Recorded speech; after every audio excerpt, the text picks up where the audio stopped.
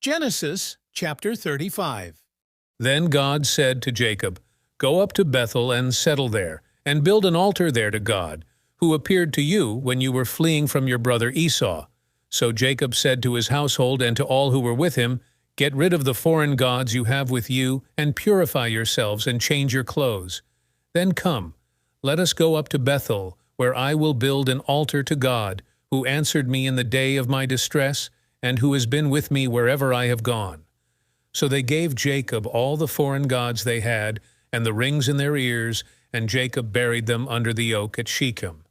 Then they set out, and the terror of God fell on the towns all around them, so that no one pursued them. Jacob and all the people with him came to Luz, that is, Bethel, in the land of Canaan.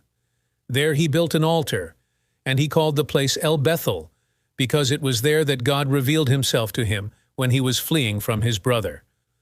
Now Deborah, Rebekah's nurse, died and was buried under the oak outside Bethel, so it was named Allon Bacuth.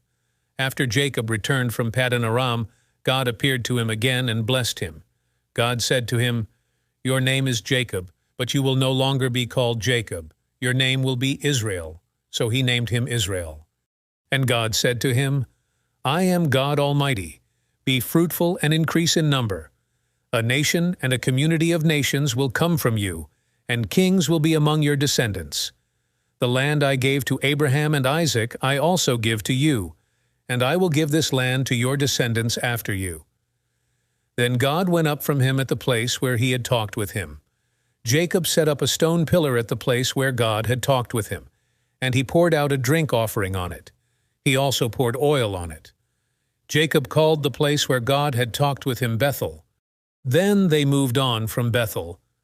While they were still some distance from Ephrath, Rachel began to give birth and had great difficulty. And as she was having great difficulty in childbirth, the midwife said to her, "Don't despair, for you have another son." As she breathed her last, for she was dying, she named her son Ben-Oni, but his father named him Benjamin. So Rachel died and was buried on the way to Ephrath, that is, Bethlehem. Over her tomb Jacob set up a pillar, and to this day that pillar marks Rachel's tomb.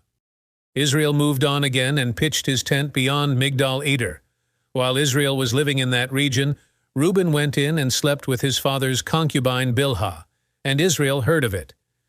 Jacob had 12 sons, the sons of Leah, Reuben the firstborn of Jacob, Simeon, Levi, Judah, Issachar, and Zebulun. The sons of Rachel, Joseph and Benjamin. The sons of Rachel's servant Bilhah, Dan and Naphtali. The sons of Leah's servant Zilpah, Gad and Asher. These were the sons of Jacob, who were born to him in Paddan Aram. Jacob came home to his father Isaac in Mamre, near Kiriath Arba, that is, Hebron, where Abraham and Isaac had stayed. Isaac lived 180 years. Then he breathed his last and died, and was gathered to his people, old and full of years. And his sons Esau and Jacob buried him.